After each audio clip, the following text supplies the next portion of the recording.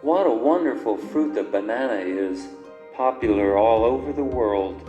Its three colors tell you how ripe it is. Green means go, as in go find another banana. Yellow means eat me.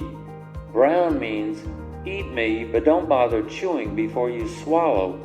The only thing that would make a banana more user-friendly is if you could eat the peel.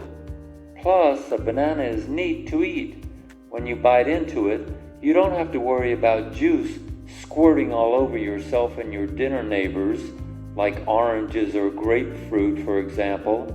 And it's a silent food. You can chew it all you like without driving your neighbors crazy with crunching sounds, like apples or carrots, for example.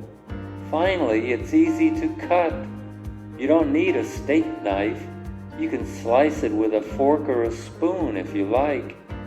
You're never too young or too old to eat bananas. Babies eat mashed bananas before their teeth grow in.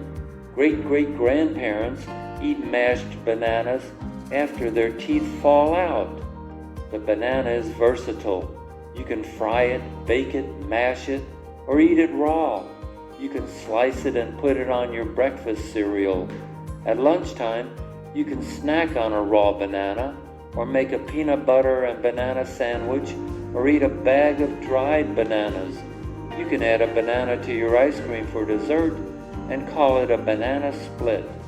You can order a healthful banana smoothie at your local smoothie store.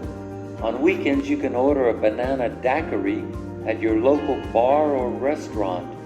Here in the U.S., we get most of our bananas from Ecuador and Costa Rica, although the fruit reportedly originated in Asia. Bananas give us lots of potassium and vitamins A and C, and hardly any sodium. The price of bananas hasn't changed much over recent years. They're still about 65 cents a pound, despite rising gas and labor prices. If that's too expensive, you can still get 3 pounds for $1 at many dollar stores.